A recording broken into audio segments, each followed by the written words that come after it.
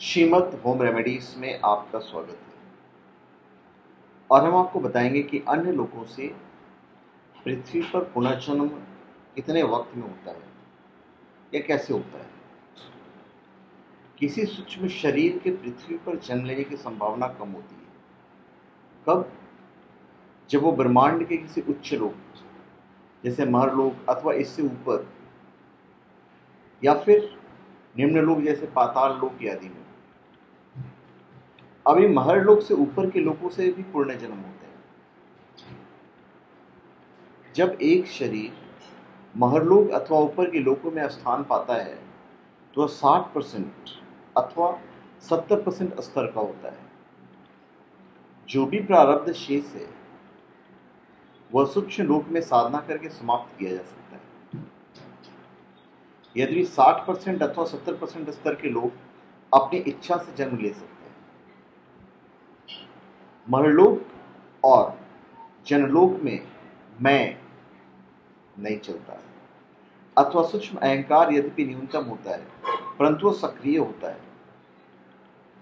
यहाँ के सूक्ष्म शरीर स्वयं निर्धारित करते हैं कि अपने उद्देश्य के अनुसार उन्हें कब और कहाँ जन्म लेना है। उनका आध्यात्मिक स्तर अधिक होने के कारण वे अपनी इच्छा से और उच्च आध्यात्मिक स्तर के माता पिता के यहाँ जन्म लेते हैं। इससे भी उच्च स्तर के तप लोक के सूक्ष्म शरीर निर्धारित करते हैं कि उन्हें कब और कहाँ पुनर्जन्म लेना है।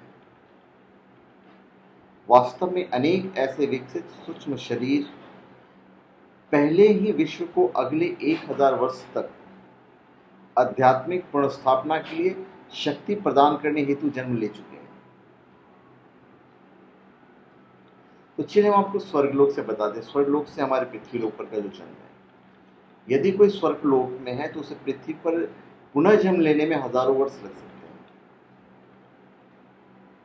और यदि पाताल लोक में है तो ब्रह्मांड के निचले लोक जैसे नर्क इत्यादि में कष्ट की कालावधि बहुत बढ़ जाती है। इसके साथ ही उच्च स्तर के भूत सूक्ष्म शरीर को नकारात्मक कृत्यों के लिए प्रभावित करते हैं प्रत्यक्ष रूप से।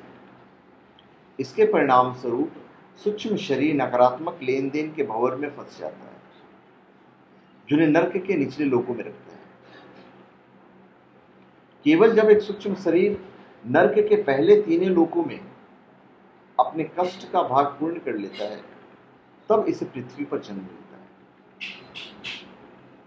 एक सूक्ष्म शरीर की नर्क के पहले क्षेत्र से पृथ्वी पुनर्जन्म लेने की जो संभावना होती है वो 1 लाख जन्मों में केवल एक है। नर्क के दूसरे और तीसरे क्षेत्रों से पृथ्वी पर पुनः जन्म असंभव है। प्रतिदिन विश्व में होने वाले लगभग 3,50,000 जन्मों में से केवल 3 सूक्ष्म शरीर नर्क से होते हैं। शेष सभी भूवर्लोक और कुछ स्वर्ग से होते हैं। कुछ दुर्लभ उदाहरणों में आज के युग में भी किसी सूक्ष्म शरीर का जन्म पहली बार हो सकता है।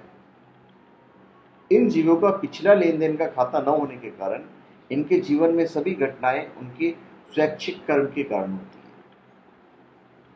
उनके चित्त पर रज तम के संस्कार भी नहीं होते, अतः स्वैच्छिक कर्म को साधना के लिए उपयोग में ला सकते हैं। इसलिए वे अपने पहले जन्म में ही ईश्वर को प्राप्त कर सकते हैं। तो धन्यवाद। आप हमारे चैनल को सब्सक्राइब करें और अपने कमेंट दीजिए। धन्यवाद।